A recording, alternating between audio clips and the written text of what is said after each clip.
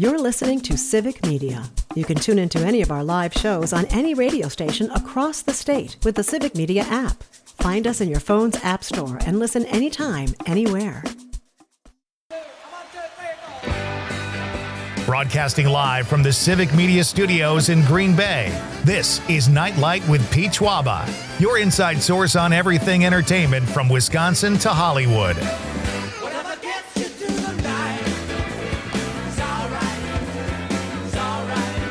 And now, a guy who likes pina coladas but hates getting caught in the rain, Pete Schwaba. Welcome to Nite Lite, ladies and gentlemen. Happy Monday, everybody. It is Monday, but you know what? We are in the couple positive things to look forward to, given that this is Monday. It's the second Monday before Christmas. You got this big holiday right around the corner. Everywhere you go, storefronts, city streets, things are lit up. It's beautiful. And I think Conrad will appreciate this. The winter solstice is less than a week away. We are about to hit the shortest day, and then, baby, it is all getting long. The days are getting longer, starting December 22nd. I'm excited about that. I like that. Very excited about that, because this darkness stuff is for the birds. Yeah, when it's dark at 3 Not p.m. fun. So there you go. We've got a really fun show tonight, folks. It's going to be a blast. We're going to have some great conversations with some really fun guests, and we're going to talk a little bit about a very sad story with Rob Reiner. We've all heard the news by now. I heard last night when I was watching, I think I had Sunday Night Football on, and I could not believe what I was reading. We'll talk a little bit about Rob Reiner and his legacy. And then, believe it or not, we're going to talk Bears-Packers again. Part 2, right around the corner. We'll do that. And we'll do, we got a fun question tonight in regard to Rob Reiner. And it's weird not having a text to win thing to read it. Yeah. It's kind of strange. Yeah. It's just something off my plate. We had, I started my day off. Every morning we have these, every Monday morning, I should say, we have a meeting at Civic Media in regard to this show, and we kind of touch base. And I'll be honest, I am not quite functioning yet at 10 a.m. when we have said meeting. So on Mondays, I get up a little earlier. I get my coffee going, so I'm fresh for the meeting and that kind of stuff. And today, this is like, I can't even believe I did this. I hit start on the coffee maker without having the carafe in the coffee maker. So I went and made the bed, did all this kind of stuff, and I come out, and there's coffee all over the floor. It just no. And I have a small coffee maker. It's like a 5-cup. I have a theory about coffee, and the smaller, the better. Anyway, if it was like a 12-cup thing, my kitchen would have been trash. But it was all over the place. It was like between the fridge and the counter. There was like coffee grounds on the floor. It was a mess. So there you go. All the more reason that you need coffee in the morning. I just messed it up, folks. I made a mistake. I'm not perfect. You need a coffee just to clean up. I needed coffee just to clean up. I Clean ran to up the coffee. Starbucks. I got coffee, and I came back to clean up my coffee mess. I didn't because I like my own coffee. What do you do? Do you drink coffee at home, or you go out for it? This is gonna be. I drink coffee cold when I wake up in the morning. Oh yeah, that's right. I knew that. So I have like cold brew at home that I always keep in the fridge. I thought you were going to say you make it the night before, and then you just drink it when you get home. No, I when I go to the store, I get those big tubs of cold brew. Yeah. And it's dynamite. Nothing wrong with that. And I got this little like, I'm not quite there. I'm almost there. I feel like where I actually really enjoy the taste of just black coffee. Okay. I think I just need a little sweetness in it. So I have this cookies and cream, sugar-free thing that I got at Marshall's. I don't know if you ever go to Marshall's. They just have a section of just, coffee syrups. Yeah. And I found this one, and it's dynamite. So I had a splash of that, and it's so good. Where is it? Is there a Marshall's in Green Bay? Yeah, it's on the east side. All right. Yeah. We have Ross and TJ Maxx, and I feel like if we could get a Marshall's, that would be the triumvirate of discount savings. Yeah, exactly. Well, that's good. I could do coffee in the summer. I could do cold coffee. I like my warm coffee, especially in the studio, which is 51 degrees for some reason. It was so cold this weekend, folks. It was ridiculously cold. I missed my window to put out outside lights around the house. And my wife even said, it's nice. Do you want to do it this week? And I think that was like right after Thanksgiving or something. I was like, yeah, I'll wait. And I waited, and I missed my window. So there are no exterior lights around the Schwaba house at the moment. And I don't know that there will be this year. So to compensate, I put the lights that we typically put outside on the inside. So the inside of my house looks like Vegas. It is ridiculously bright. And I realized I have an opinion on the new LED lights. They can look very pretty. They're very bright. But give me incandescent lights. I like the old school look. I don't need my Christmas lights, crazy LED. So there you go. So I've got, I might still put something up. If the weather, it's supposed to get a little nicer this week. Maybe I'll get out there, get up on the ladder. Clark Griswold's dad would be very upset with me for not exteriorly illuminating my house. You need it that bright where it blinds the neighbors with how bright I know. it is. And our houses are a little farther away, so I could probably get away with that. But I have one neighbor who goes crazy. He puts during Halloween, he's got the rock concert of zombies out there, and they're like 20 feet tall. Like, he must have $50,000 worth of decoration for every major holiday. Like Halloween, he's got a really cool Christmas display. And admittedly, when he started, I was like, oh man, that's a bit much. And now I love it. I love that someone goes that crazy and people drive by and stop and look. It's kind of fun. So give me more people that get excited about this season. I feel like in every small town, there's that one guy that just goes absolutely crazy. When I grew up in Campbellsport before Kewaskum. You're a Campbellsport kid. Until I was like 12. So your parents pulled you off the mean streets of Campbellsport and moved you to the Kewaskum. 7 minutes away. That's right. They had one person that would go crazy too, but in Kimberly, there's actually a person that goes crazy for every holiday. Okay. And Halloween, they actually have that people go through and go through their house, or not their house, the garage, and then in the back too. They have full decorations. It's different rooms and stuff. Man. It's so cool. But they do it I believe they do it for Christmas as well. That's crazy. That's kind of fun until it blocks traffic. Like, I know people in the suburbs like Milwaukee or Chicago, when you go crazy like that, you got to either get everybody in the neighborhood in on it together so they don't mind people traipsing through to check it out. But I got no problem with people that really go nuts around the holidays because it just makes it that much more fun. They kind of infect you with their seasonal spirit. So, and we did that thing last week to that most annoying music ever, the karaoke version of Holiday Road by Lindsey Buckingham. We talked about. I still have it. You want me to play it? I bet you do. We put it on, and I told everybody where they could go. Compliments of one of our producers here, Jamie Martinson, who shared that list with us of all the great light shows around Wisconsin. But let's get this out of the way because it was very horrible to hear this. Rob Reiner being murdered with his wife at home. And at first, I have to admit, I thought it was one of those political slayings, like, what happened in Minnesota or what. But authorities are saying it was his son, and his son had drug problems and all this kind of stuff. But what a horrible way to end your weekend with news like that. It's like, it just doesn't make any sense. Like, every once in a while, there's a murder or death that just, you're like, what? People can do that?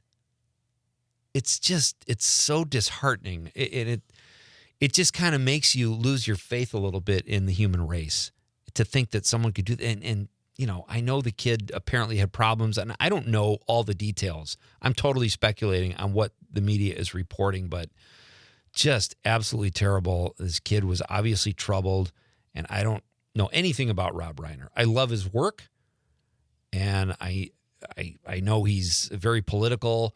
And he didn't make any bones about that. And his wife, they were very activist. But by all accounts, I was a huge fan of the guy from what I knew. I don't want to be one of those people that sits here behind a microphone in Green Bay, Wisconsin, and says he was a great guy. I think he was a great guy. I like his work. I think that probably speaks to the kind of person he was. But it's, regardless of who it was, it's a terrible tragedy. Just absolutely awful. And it's one of those things where I'll remember where I was. It was one of those deaths or news bites or whatever that I will always remember where I was when I heard that. So there you go. And that ladies and gentlemen. On a kind of a sad note, I don't want to focus or put too much of the focus on tonight's show on this horrible tragedy involving Rob Reiner and his wife and allegedly their son. So let's turn this into a positive and get to our Nite Lite question of the night. Let's talk about the question. Okay, question. Question. Pregunta. Question. Question. Okay, I have a question. Questions? This question. Domanda. Question. Question. Questions. What is your favorite Rob Reiner movie? Let's celebrate his body of work because he made some outstanding films. And my old pal Terry Bell. Boy, I haven't confused those two names in a long time, Conrad. Yeah. Terry Bell posted something from another filmmaker on Facebook that said Rob Reiner might have made the best coming-of-age movie, the best romantic comedy, the best courtroom drama. Like, he was kind of all over the place. And so let's celebrate that tonight. The guy was a phenomenal filmmaker, and he was a Nepo baby. His dad was comedy legend Carl Reiner. So let's have some fun with Rob Reiner's legacy. Tell me your favorite or favorites Rob Reiner films. 855-752-4842, 855-75-CIVIC. You can also text us on the app. Or if you're watching the radio on the stream on Facebook, YouTube, or X, you can leave us a stream comment, and we will share your thoughts on the radio. As always, phone lines are open, folks. Here in this first hour, as we so often do, we've got a lot of news coming up. At the bottom of the hour, you got news, weather, and sports. So stick around for that. That is coming up momentarily. But for now, tell us or tell me your favorite or favorites when it comes to Rob Reiner movies. I'll go first, and I will say, stand by me. I have a three-way tie because it's hard to choose. Princess Bride, A Few Good Men, and Stand By Me. All outstanding films. And he directed. I know he wrote too, but typically I want to say he directed all of those because I think Aaron Sorkin wrote A Few Good Men based on his own play. I think William Goldman wrote the Princess Bride, and I think I want to say Stephen King might have written Stand By Me. Con, you got a favorite Rob Reiner? So the story in The Princess Bride, William Goldman. Goldman, yeah. And then, yeah. So it's The Princess Bride. It's such a great film. I didn't see that film until last year. And I was like, wow, this film's amazing. It hit the comedy so well in that film. And I was laughing. And I was like, oh, this is getting serious too. It's like, yeah, I loved it. It's got everything. And you mentioned William Goldman. He was a big-time, highly paid script doctor. And he wrote something that he wanted to show his kids. He had written all these Oscar-nominated films, and he wanted to write something that his kids, or I believe it was either his kids or his grandkids, could see. So he sat down and he wrote The Princess Bride. And it was such an absolute masterpiece. So great stuff, but an incredible body of work. Loved, and it's weird because I really liked A Few Good Men because of the performances and the aesthetics. It was shot, there were a lot of night scenes in D.C., it was just so well done and not terribly cinematic. Like, it was a lot of courtroom scenes. Anyway, it was great. And yes, it was Stephen King that wrote the novel, Stand By Me, and Reynold Gideon, I don't know who, and Bruce Evans wrote the screenplay. So there you go. They were also producers on the film. Let me know, folks, what is your favorite Rob Reiner film? That's tonight's question of the night. News, weather, and sports coming up, and we're going to tell you something really cool after this, and we'll talk Bears-Packers. It's Pete Schwaba and Nite Lite on the Civic Media Radio Network.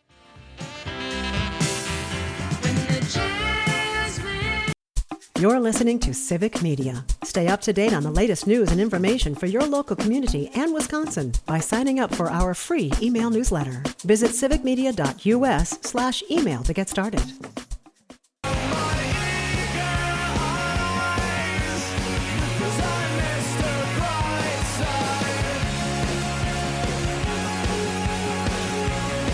Welcome back.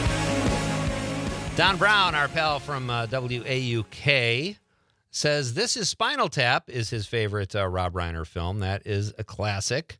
And rock rap artist Matt Harper from right here in GB says The Wolf of Wall Street. I kind of always forget he did that film. That's a great one, too. Danny Wheels says, Stand By Me. Great choices. Let us know your favorite Rob Reiner movie. We are celebrating his body of work tonight after such horrible news.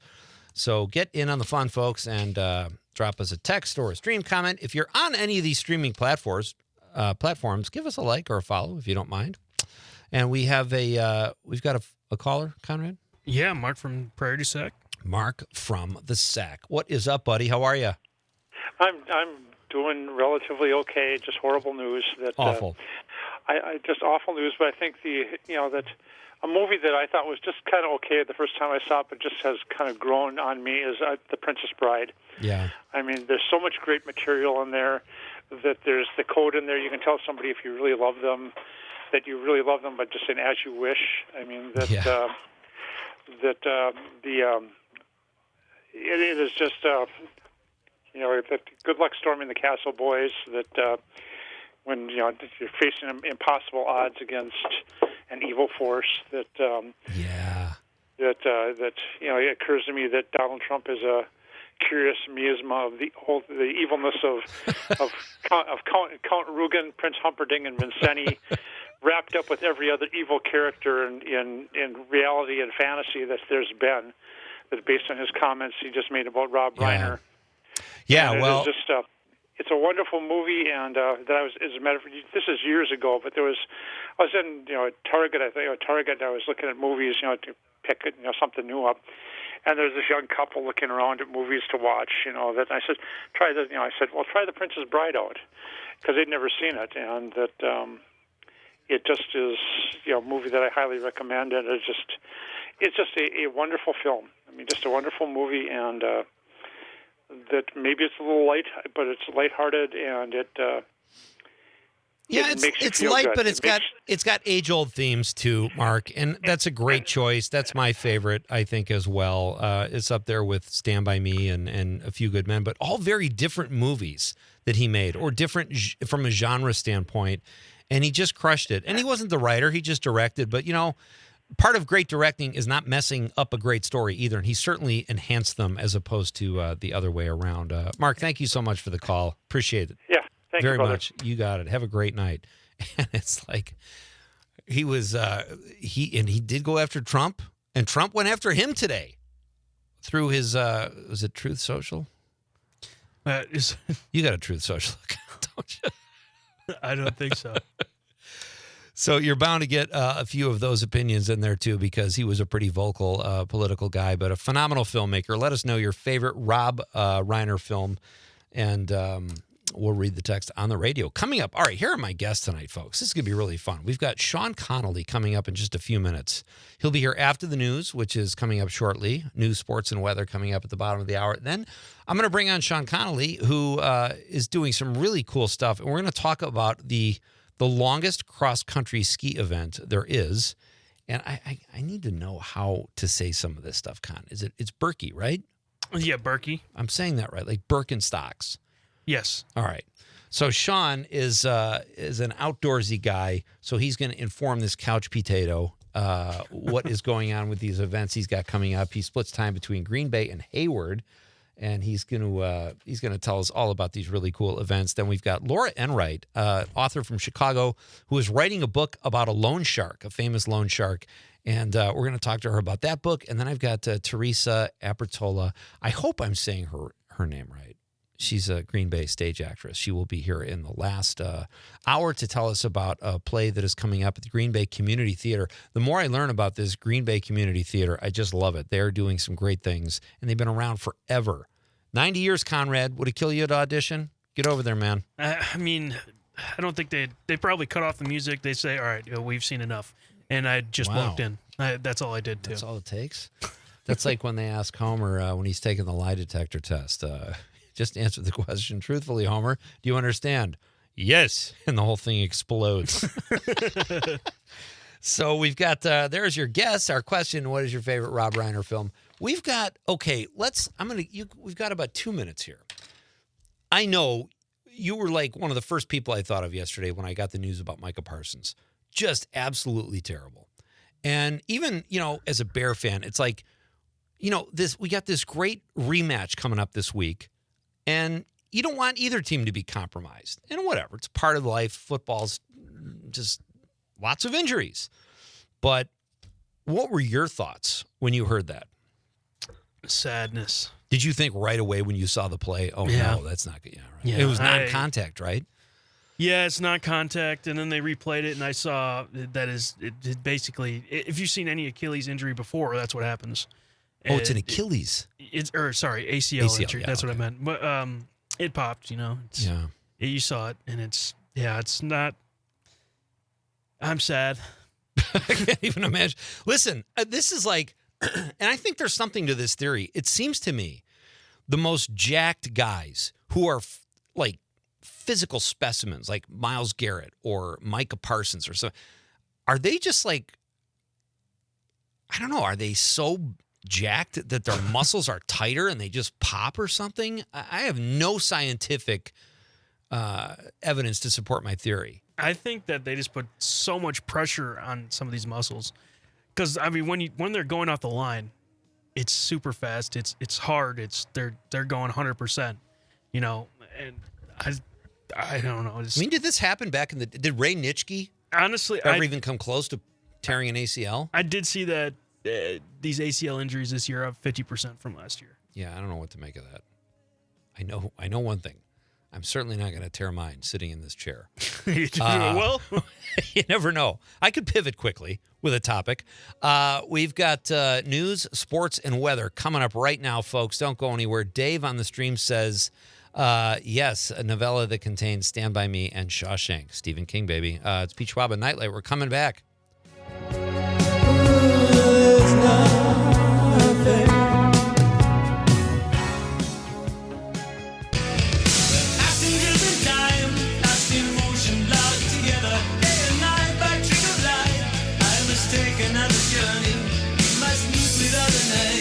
Welcome back. This is Nite Lite. I am Pete Schwaba. It is great to have you here on this wonderful Monday evening, folks. Our second Monday before Christmas. 8 shopping days left. Do people still say that, Con? Shopping days? I haven't heard it this I've year. never heard anybody. I haven't Only heard it 19 this year yet. shopping days till Christmas. Okay. So our question of the night is, what is your favorite Rob Reiner movie? We are turning very sad news into a positive and discussing the legacy that he left behind, sadly, too soon, even though he was 78 years old. I said Princess Bride, A Few Good Men, and Stand By Me. He was my favorite Nepo baby. Con, you said Stand By Me? No, Princess Bride. Yeah. Let's ask our guest, who is in studio now. He joins us here. Very excited to have this guy on the show. He is the marketing and communications director for the Berkey Ski Foundation.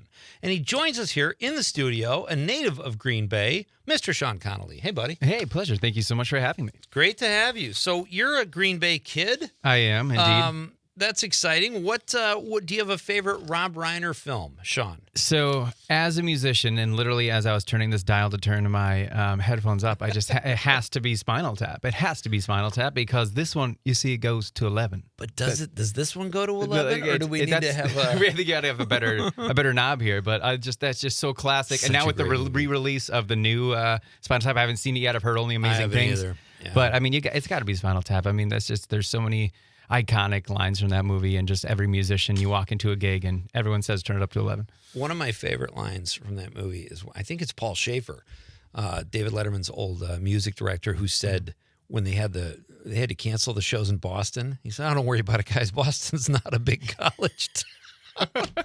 And they both have the cold sores. It was just such a great movie. It's classic. Absolutely. Well, it's good to have you here tonight. It's great to have you in the studio, too. I understand you split time between here and Northwest Wisconsin. Yes, absolutely. I consider myself a citizen of the state, if you will. Yeah. So Green Bay, love it. Born and raised. I play Sundays at the Packer games in the Packer tailgater band. We walk around the lots and play with Packers. So that's super fun. I'm a musician in the area. Love it here. But yeah, really kind of fell into just getting active in the outdoors. My wife is also an amazing runner. That's how we met. And with our 2 golden retrievers, we just love spending time out in the woods. And that's how we kind of fell in love with cross-country skiing. And that's how I got involved with the American Berkey Ski Foundation up in Hayward, Wisconsin. And the annual cross-country ski race there, which for the listeners who don't know, the American Berkey Ski Foundation hosts the third largest cross-country ski race in the world, largest in North America. It goes from one town to the other, Cable, Wisconsin to Hayward, Wisconsin, 50 kilometers, and it's every single February, and we're going on our 52nd year, celebrated our 50th anniversary. I started with them with the organization 2 years ago, working with the American Berkey Ski Foundation in the least snowiest winter we've had in decades. I'm like, it's a good time to start working for a skis foundation when there's no snow on the ground. It's a really great time. You got to bring us some luck. But anyways, this year now, look outside. It's absolutely incredible. My wife and Golden Retrievers and I were just skiing out at UWGB's campus earlier today, reforestation camp up in Swamico for those in the Green Bay area. I know we're going statewide, but look out your windows, look up. There's a cross-country ski destination or somewhere to go outside and snowshoe, do something outside. It's just a beautiful time of year to get out there. I'm just going to share this, Shawn. Like I've said before on this show, I'm not an outside guy, much even less a winter guy. But I remember when we moved to Wisconsin, northeast Wisconsin, Marinette, Wisconsin, and I remember seeing people cross-country ski, and I'm like, oh, my God, that's like the lamest thing ever. It's not. It's like phenomenal exercise. You're outside. Like that's the kind of skiing I've done. I don't have any desire to downhill ski. Like I said before, too, I spend most of my life avoiding serious injury. But cross-country skiing, talk about how great that is for people and their wellness and just what a great exercise it is. So I'm stealing this line from a great comic whose name is escaping me right now. But, cross-country skiing is that awkward moment when you're trying to get to the chairlift for downhill skiing. That's cross-country skiing. But right. No, and for real, as you mentioned, it is a active sport. It is a sport that you can do well into your later years in life. That's why I got so excited about it when a buddy of mine, shout out to Jake Bauman if he's listening, said, hey, come on out and ski with me, man. I think you'd really enjoy it. And he's the one who got me really trained up to kind of do this Birkebeiner race for the first time. And I got out on the trails and there's these 70-year-old guys, 80-year-old guys, 90, just out there doing it because it's low impact on your joints, right? So it's not like running where you're just pounding your joints. But it's something that you can do well late into the life. As a matter of fact, 2 years ago when the Berkey had its 50th anniversary race, we had a skier who had done all 50 races. His name is Ernie St. Germain. He's an incredible individual.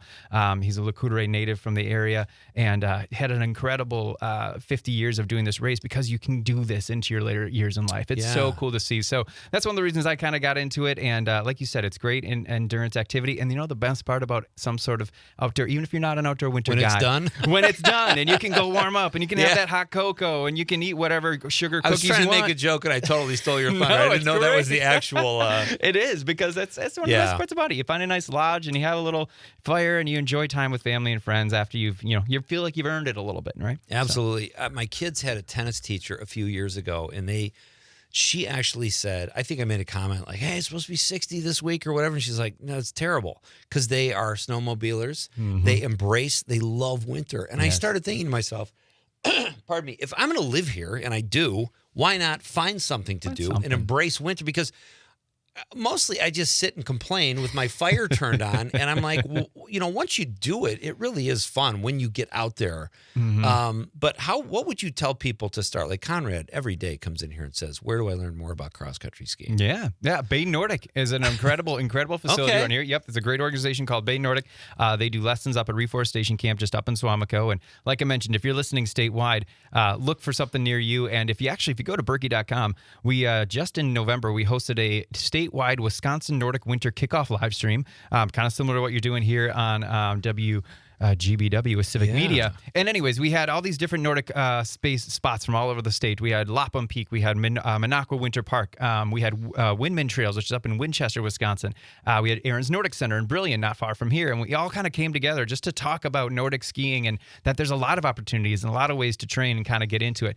But as you mentioned, if someone's just getting into it, I would suggest you don't need to spend a ton of money. Yes, there's a little bit of a cost of entry, but you can get a nice used pair of skis for $100, maybe $200 with a boot, skis, and poles.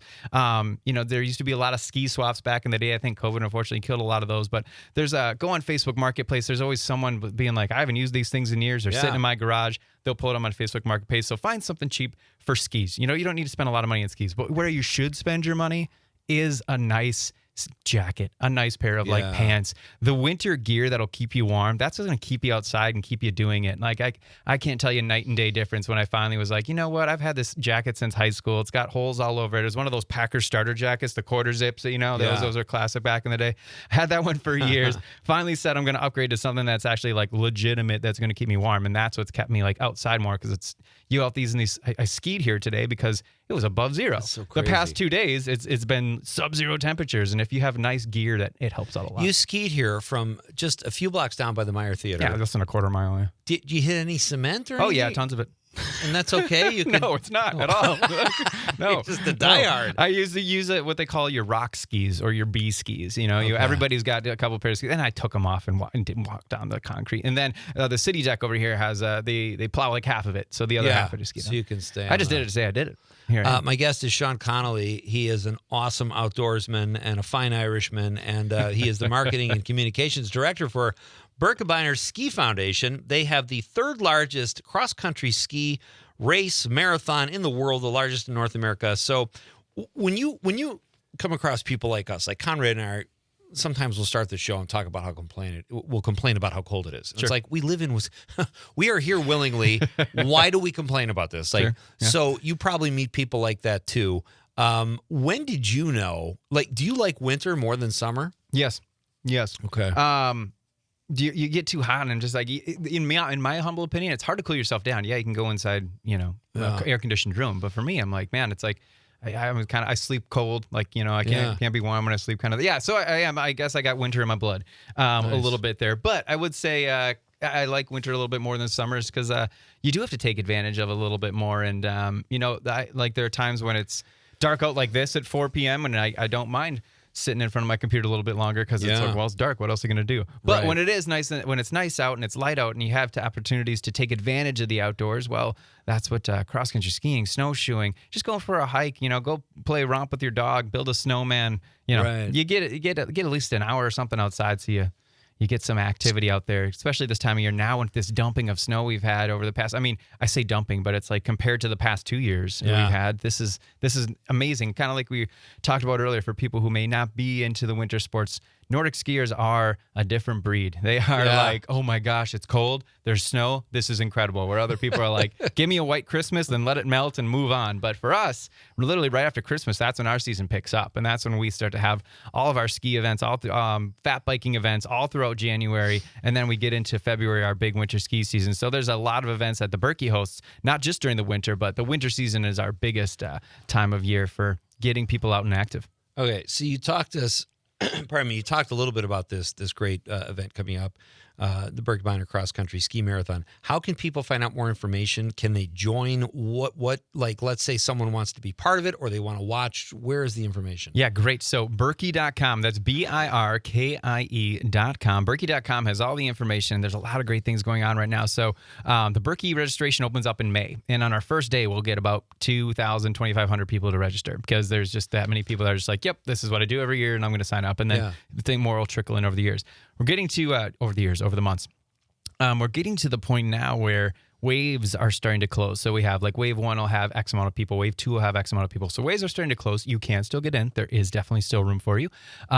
You'll be in some of the later waves, but we have a really exciting time out right now. So if you're listening to this and you are a cross-country skier, or maybe you're a runner, or maybe you're a biker, and maybe you've done some Berkey events, we have a Refer a Friend program going on right now through Christmas Eve. So if you sign up now through Christmas Eve, or get a friend to sign up now through Christmas Eve, you get $25 into your Berkey account. So get a friend to sign up, so you're signed up, and then it's in your account so you can use it towards a future event, right? So that's what we've found is not just the Berkey, but endurance athletes in general. I feel like they're always looking for that next thing. And once you put it on the calendar, once you put money down and you say, I'm doing this race, now you're committed. Now you're like, well, I guess I got to go out and train or this thing's going to suck. So that's what it's all about. It's all about getting out there and training. If I sign someone up, do they have to show? Like if I sign Conrad up and he's a no-show, which is a pretty good possibility, do I still get the Hey, as long as he signs up when he has his registration dollars, that's all that matters. You get the money. All right, fantastic. But we'd like you to show up. So when you're racing, this is a race, a cross-country race. Okay, correct. It seems like, and again, I don't mean to like, it's hard work. It's great exercise. Yeah.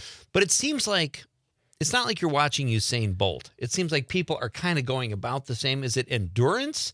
Is it like having huge thighs so you can go just a little bit faster than other people? What are the strategies when it comes to cross-country skiing? It's definitely endurance, for sure, especially for a marathon. It's just like a running marathon or anything. It's endurance. Now, there are two different styles. The majority of people in cross-country skiing started, it was the classic style, like you said. Like you were kind of going back and forth like that. You're chugging. It's kind of one foot in front of the other, sliding like you're on a Nordic track, right? The other style is what's called skate style, and that's the one that's actually pretty exciting to watch. No offense, classic skiers. You get out there, and it's more like you're moving back and forth. It's very fast. It's something you would watch more in the Olympics. I've seen those. And those now, guys fly, which is really exciting because now we're in an Olympic year this year, too. Yeah. So getting people excited about that to say, like, hey, you know what? Not many people can ski the Olympics, but when you ski the American Berkey and you finish on Main Street and there's thousands of people out there cheering you on, that feels like it. That's an Olympic moment, right? So that's what we're looking forward to this year. We've got Berkey on the brain, ladies and gentlemen. Shawn Connelly is here. He's the marketing and communications director for the Berkey Ski Foundation. We're going to talk more about some of the events they have coming up after the holidays. And if you want, drop us your favorite Rob Reiner film. That is what we're asking people to do tonight to be part of the show. This is Pete Schwaba and Nite Lite on the Civic Media Radio Network.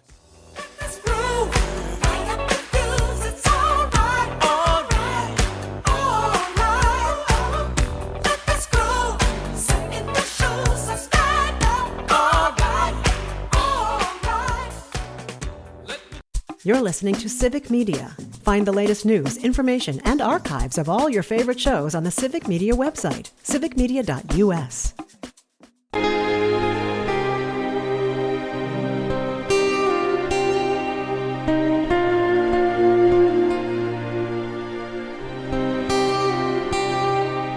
That is such great music. I think I sent you that sounds like the karaoke version of that song, which is Hans Zimmer's amazing score from The Princess Bride. We've got a number of texts coming in saying The Princess Bride. We'll get to your text shortly.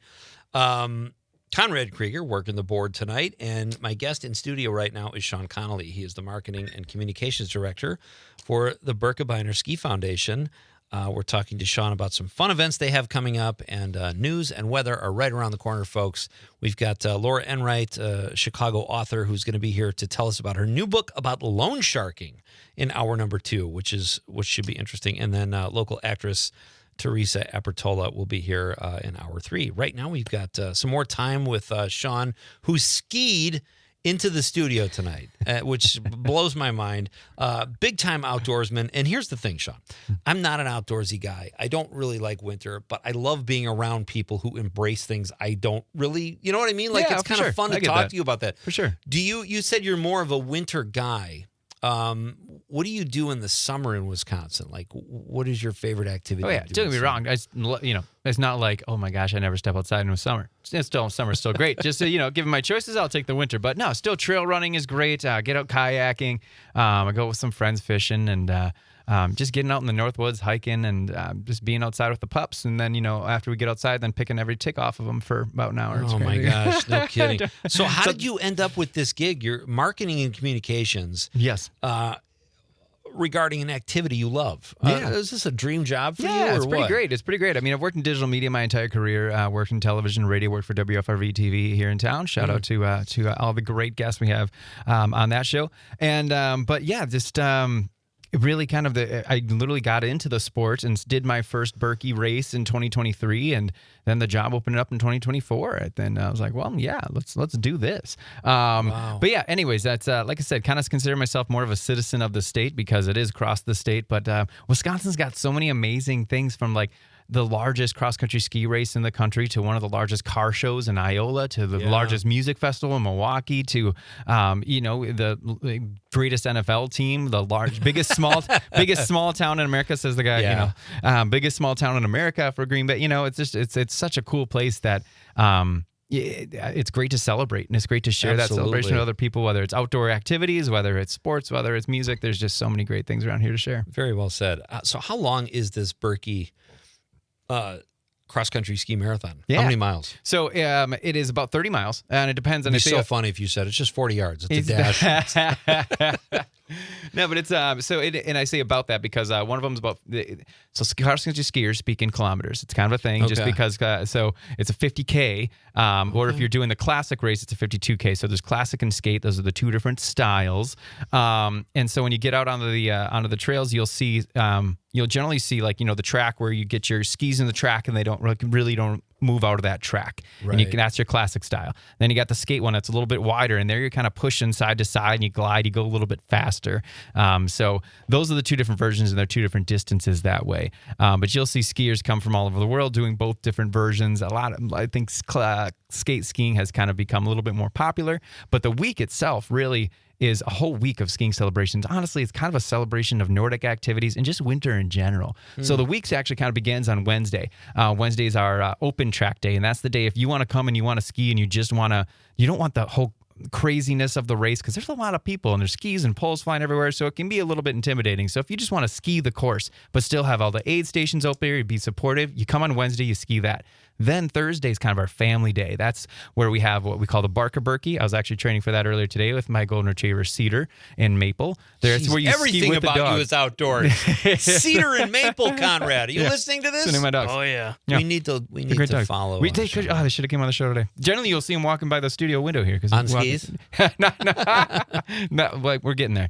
But skijoring, that's where you ski with your dog around your way. So they have that. You have a kids races. Then we also have what's called a giant ski. Giant ski is 6 people on one pair of skis, and they go downtown. And that is just a dash. We go like 30 yards, 30 yards. But it's super fun. That's a super fun. So Thursday's kind of the fun family day. Then Friday is the half Berkey day. It's called the Quartalopet.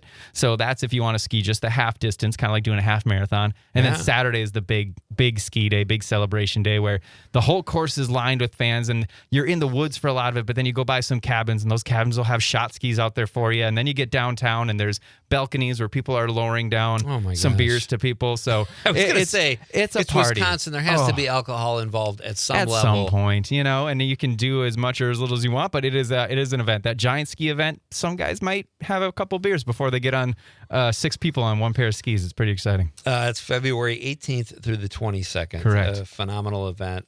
Can we keep you for a few minutes past the news? We've of course. got some other events here I'd love to ask you about. Yeah, no problem. You graduated from Stevens Point. What was your experience there like? I have a child at Stevens Point. It's just such a neat little campus. Oh, it's just it's just an incredible mecca in the middle of the state. Yeah. I love it. And the town especially, even since I've graduated, I go back there now. I'm a musician. I play some gigs there, and I'm like, wow, there's like a new distillery. The campus just keeps growing with new buildings. The whole town is it's such a great place to live and to enjoy. So I highly suggest, shout out to Central Wisconsin. You guys got it going on up there. Love it. So when we come back, we're going to do the news, weather, sports. It's all coming up, folks, in just a minute. Shawn will stay with us for a few minutes. I'm going to ask you your favorite parts of the state, winter and summer, because we're celebrating Wisconsin here with a guy who knows our state inside and out. He's lived in different areas, and he's overseeing all these great events. We'll talk about a couple of the events as well. Conrad, you'll still be here, right? I might take a powder. I don't know. Take a powder in the middle. That's Act 2 is coming up next. Jim from Appleton in the 920 says his favorite Rob Reiner film is Misery. God, that's like when you forget some of the movies a guy has done. That's right. That's a deep cut. Completely forgot about Misery with James Caan and Kathy Bates. Jim also says, I'm going to copy you, Pete. I can only narrow it down to 3. Princess Bride, Spinal Tap, and A Few Good Men. A Few Good Men. A Few Good Men. And then he managed to get Misery in there, too. Well done. Tom from New Berlin says, Pete, repetitions can breed injury. So don't do repetitions. I don't know what to tell you. All right, we're coming back, folks. The news and the weather are coming up next. You might even hear from Mike Clemens. This is Pete Schwaba and Nite Lite. We're coming back with Shawn Connelly, and we're going to read more of your texts after the news. Don't go anywhere. It's Pete Schwaba and Nite Lite. The national news cycle never stops, but it can be hard to find news about your local community. Civic Media is dedicated to providing quality local and state news coverage across Wisconsin. With the Civic Media app, you can get notifications about local stories that matter to you and your community. Find the free Civic Media app in your phone's app store and choose notifications from the menu to tell us what kind of news you want to hear about.